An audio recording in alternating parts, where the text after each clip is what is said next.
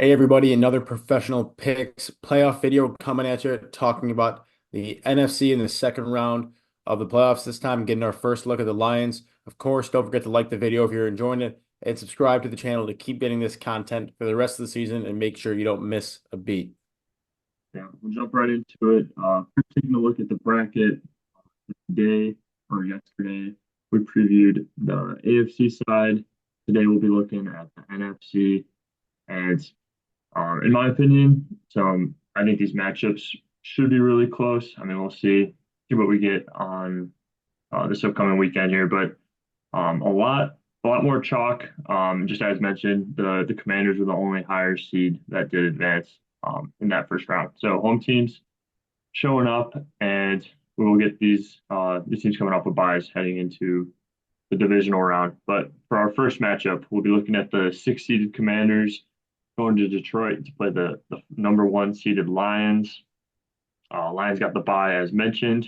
The Commanders beat the Bucks by three on the road. Took the joint field goal, but they got the job done. Um, and I mean, playing on the road again here. Obviously means a lot to get that first road win out of the way for Jaden Daniels. Didn't seem fazed at all by the crowd. Didn't even seem that excited that they got the win, which is normally a good thing. He acted like he's been there before, even though it's his first playoff game. But looking at this one, similar PFF ratings to what we were looking at with like the Ravens and the Bills, where the Commanders are 20th overall in PFF, where the Lions are the number one overall team according to Pro Football Focus.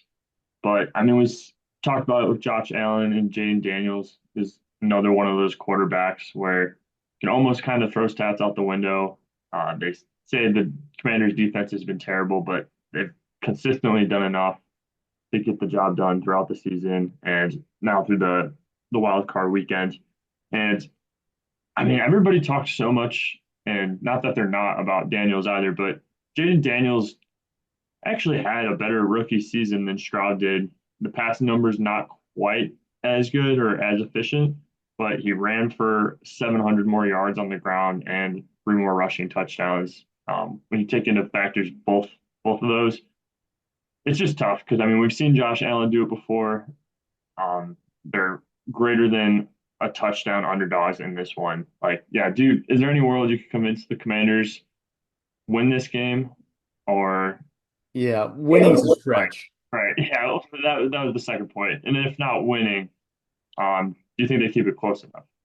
I personally don't think they're going to keep it close enough, but it is really within the realm of possibility that they do. And I think I'm starting to think that I'm in the wrong side of it, picking against the Commanders to at least cover. Because if you're looking at what the Commanders did this season, no matter who they played, they seem to always compete and be in the game. Even in their losses, they don't have any standout losses where they lost by double digits.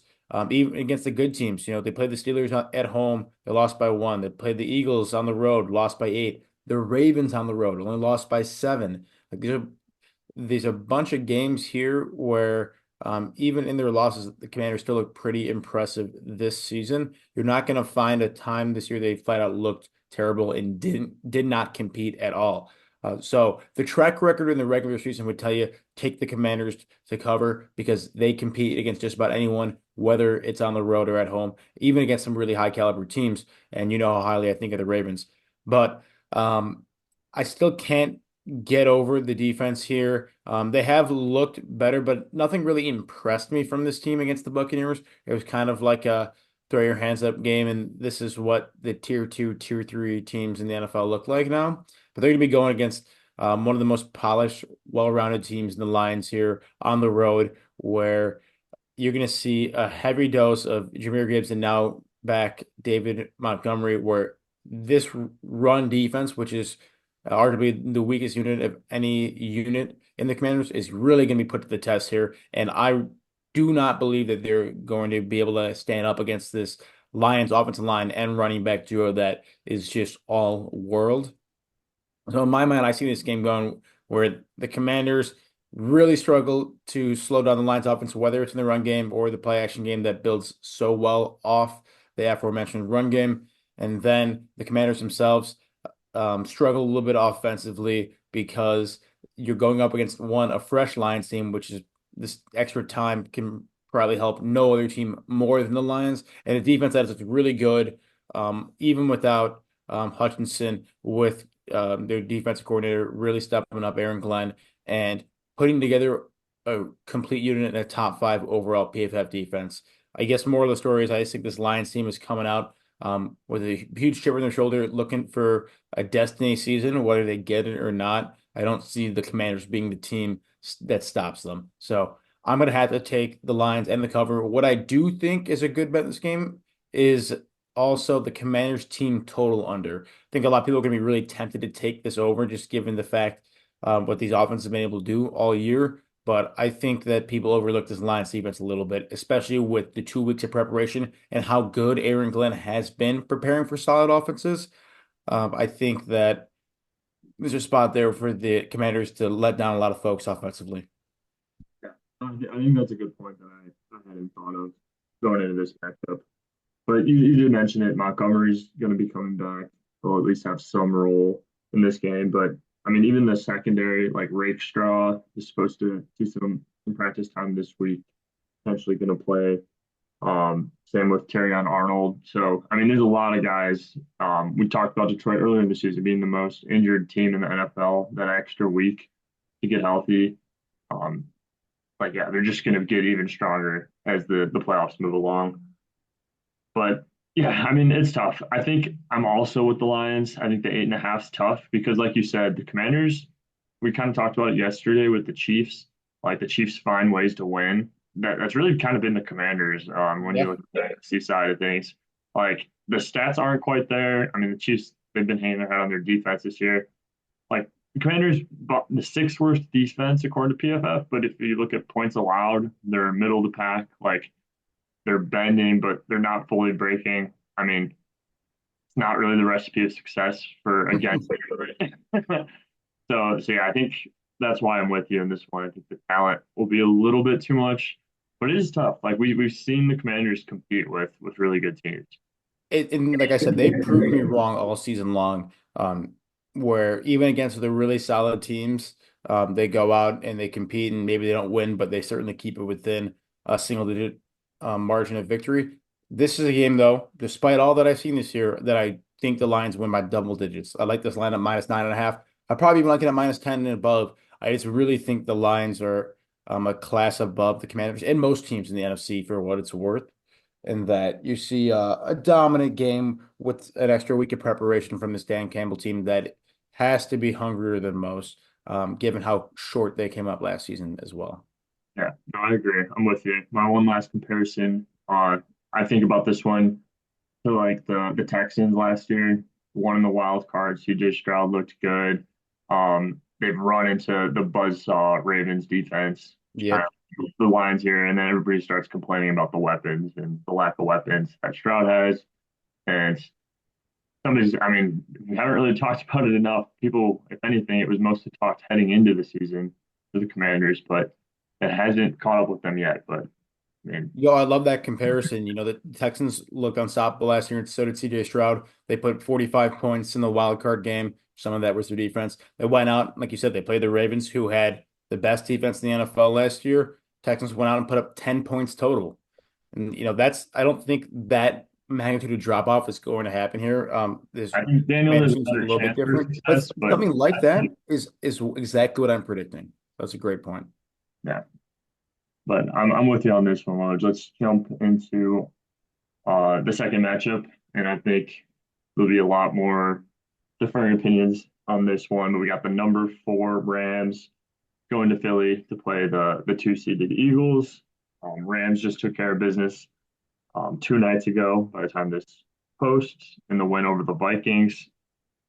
And the Eagles, they really showed up too against the Packers. I mean, offense, not as much, but the defense was as advertised, number one unit in the NFL. Uh, really shutting down Love after his hot last 2 months. It's been a hot Toyota thing. hand, but Hmm. but nonetheless, they shut down that Packers offense, and then even the Rams. I mean, if you haven't watched them a lot, this second half of the season. I mean, they mentioned it, but their defensive front's been the best since October. A lot of young guys that have been improving. Oh yeah. Coming up with 9 sacks against the Vikings last night. I mean, Hmm. Orlovsky said it, but I mean, a lot of blame goes to Darnold as it should, but the O line got absolutely outmatched and didn't really give him that much of a chance to succeed. So, I mean, the Phillies known for its O line the last decade, really, but I think that can make things interesting, especially when we talk about Philly here as a 5.5 point favorite at home. Uh, Predicted that they should be able to dominate on the ground in this one. But they're going up against the hottest offense and really the best offense when fully healthy. So I'm curious where your head's at in this game. Any, I mean, I feel like there is probably a slight recency bias too because we just saw the Rams dominate. Yeah. I'm curious where your head's at. Yeah, it's interesting, and it's tough because these two teams played this season with the Eagles on the road against the Rams back in late November, and the Eagles won by 17. So there's some bias there, some skewing there, but I think the Rams are one of the best looking teams in the second half of the year, and really as to this last month now, and how well they've been playing football. And I think teams have the right to be just about as scared as them as anybody in the football league. I think that, on the other hand, the Eagles did not impress me against the Packers all that much.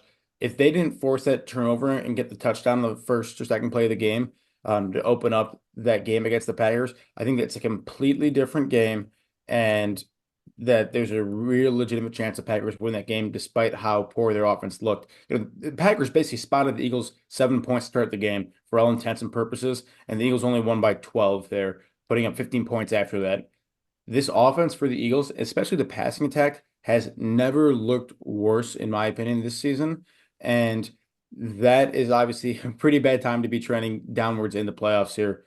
I really like the Rams as, you've seen their ability to hang with anyone. They've even, I think they beat the Bills earlier this season, putting up 44 points. They've been able to fight and win scrappy games like against the Niners and the Rams in the back half of the year. Even the Cardinals in these games that were heavily contested for the playoffs for all these teams mentioned, except maybe the Jets. Um, but again, with the way their offensive looked and the way this young defense has really stepped up is got me terrified to be playing the Rams. You can't, like you mentioned for a few times, you can't only look at the stats here for the Rams because such their season, really the first half is so skewed with two things on both sides of the football. Being out Puka Nacua and Cooper Kupp from much of the first half of the year, and then their defense being built on the backs of all these young guys that were drafted low in the NFL draft or even undrafted at all. These guys have finally started to figure it out and click, and they're playing their best football this time of year right now. And that's just scary combination. So, but if you couldn't tell by the way I'm talking, I'm all over the Rams spread. I am not going to be surprised if the Rams win this game. If you can get the Rams plus 3.5, I mean you can. I would sell points, take the Rams plus 3.5, and I would even sprinkle money line because I think there's a realistic shot that the Rams win this game, given the fact that the Eagles' offense, especially their passing game, has looked so poorly over these last few weeks and months. But I want to hear what you have to say. I know you got some stats, and I wonder if they back up what I just said or oppose, and are on the Eagles side. Yeah, no, I wasn't trying to give away my stance on this one, but I'm also with the Rams. Yeah, how could you not be, Yeah, right? I like them, and you kind of mentioned it or teased it a little bit, but I like the money line. I think the Rams are going to win this game I think so on too. the road. You mentioned it already. The passing offense is like really poor in Philly, and I mean it's a similar conversation what we had with Josh Allen Lamar matchup. Like, I mean, if this game's close on the wire and both teams have to pass, like give me Stafford all day with All day. and Cooper Kupp on the outside, even Higbee on the inside. I mean, yeah, we just haven't seen Hurts do it. It's similar to what we even talked about with Stroud, where he just hasn't had to win them games. That's not how they want to win games. They want to rely on Saquon in the rush. So that's really how I see them pulling this game out. And if it's a ground and pound, dirty game, like yeah, Philly's probably gonna win, and I won't be too surprised. But I mean, the Rams are gonna go out swinging, and just the way the defense has improved throughout the season. like you said, you can't look at full stats from the or stats from the full season, but we look at the last few weeks here, kind of where these teams are trending, and the Rams have definitely looked better in the last 3 weeks to a month. Um, but my playoff stat here that I was looking into is Stafford and Hurts. They've only reached the divisional game once in their careers, each of them. They both won it. The difference is between the two. So Stafford's had 9 playoff games. He's thrown over 200 yards in all 9 of his playoff games. Jalen Hurts has only played in 6 playoff games, and in 3 of those playoff games, he's thrown for less than 155 yards. That is crazy. So in That's half of his playoff games, absolutely he's thrown crazy. for less than 155 yards. The kicker, so that's not even the crazy part of it. All he's 3-3 in the playoffs. Jalen Hurts' 3 wins are in the games he threw for less than 155 yards. Every game he threw over 200 yards, they lost every single game. So Yeah, and that's if just you and have that's to pass directly the saying that their ball, wins are correlated to their defense. If the yeah, defense if isn't you there have to to pass support the Jalen ball, you're Hurts, going to lose. And yeah, you're going to tell me that yes, I mean the Eagles are better suited than anyone in the league to slow down the Rams, but the Rams are going to score. They're going to get points, and Jalen Hurts is going to have to do something on the offensive end, and that is not how they want to play. That's not how they've won games. So yeah, I'm with the Rams, just being able to put the pressure on them offensively and make the Eagles play a different style of football. yeah, I don't believe that anyone thinks that this Eagles team can win having to rely on Jalen Hurts' arm. They've got the talent around him too, but you just haven't seen that come to fruition in their wins. It's all on the backs of Saquon Barkley on the defense for the most part. I think we're taking a little bit too much away from Jalen Hurts here, but he's certainly, it's a lot of run after the catch or just one deep bomb to AJ Brown. He's not going to pick apart your defense the way that Matt Stafford, Josh Allen, or Patrick Mahomes does. That's just not their MO and not the way they want to be playing football. And this is a really tough matchup for them, given the fact that the Rams are going to put the pressure on them in terms of points offensively, because that's what the Rams do. And now, given the kicker that their defense is playing again, quite literally their best football all season long, highlighted by that game against Minnesota, who doesn't have that poor of an offensive line. They just really came, the Rams D and the D line really came to play. You're going to see something a little bit different in a game for the Eagles where they're going to be potentially behind, or at least a situation where they're going to be pressured to put up 27 plus points, um, I, despite what this line says here. So the whole thing is going to be about this Eagles defense. Can they slow down this Rams offense? Because you're saying we're talking a lot about the Rams offense, not a huge total here at 43 and a half. Obviously, we think this game's going to go a little bit differently, where this Eagles defense that is one of the best units in the league. Um, we don't think they're going to be able to slow down the Rams offense enough. They really did a great job against the Packers there this last week, that Eagles defense, but you had a lot of guys injured, and Jordan Love doesn't play the same style of offense, and this Packers don't play the same style of offense as the Rams. They're not a pick you apart team you're going to get your top receivers get 12 receptions like either Cooper Kupp or Puka Nacua will get when the Rams succeed. It's a different type of offense, much more West Coast oriented for LA, in that Sean McVay offense where they're going to dink and dunk, and then the big play is going to open up. So Yeah, we'll see if the Eagles are comfortable keeping this offense and the Rams in front of them, and just taking what the Rams offense has to give. We'll find out. yeah. No, I mean, I think, yeah, like both teams know how they need to win this game, and It's who executes. exactly. And I mean, not that I think there's a large advantage, but I mean, McVay just totally outcoached O'Connell, who a lot of people talk about as one of the top coaches in the NFL. And we just saw it 2 nights ago. And it's tough because I love Fangio. I like the coordinators in Philly, but like, give me McVay over Sirianni every day. Um, Well, yeah, this defensive coordinator for the Rams now too is just doing the most tremendous job in the world. I think it's Don Shula, the coach of the undefeated Miami Dolphins team. It's his grandson, I want to say. Let me fact check myself here. Rams D coordinator. It's Chris Shula. Yep. So he's got football in his blood. It's almost like having a Lambo coaching your team too. And regardless of his name or his pedigree, he's been doing a tremendous job taking a unit that has, very little spent very little top picks on this defensive unit. You know, their first round pick in almost 7 years was this year. They drafted Jared Verse. He's going to be defensive rookie of the year, and I think you said he was on even on the All Pro team or going to the Pro Bowl. And so it's just and he's not even the only guy that's like that. You know, he's obviously the best rookie on this team and in the league, but there are so many other unsung heroes, guys that are long shots to even play in the NFL that are carrying this defense and showing that why they have been a top defensive unit in this league this back half of the season. I can't speak enough to the coaching and the personnel on this Rams team, and it really does seem like as stupid as it sounds, these guys have even a chance against the Lions or any team in this league.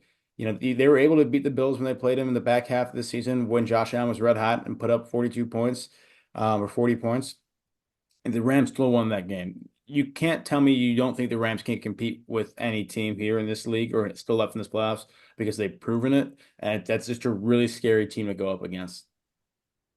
Yeah, no, I'm that's hoping they win. I'm really hoping they win. But we'll see. We'll have to check in with you guys next week. It sounds like, we're both on the Rams and we're both on the line. So we're hoping that we can get at least one upset this week because even in the AFC, we were both on the favorites. Although that Ravens Bills game is really just a pick 'em game at that. So we'll check in with you guys next week when we get to the AFC and NFC championship games. But until then, take care and good luck.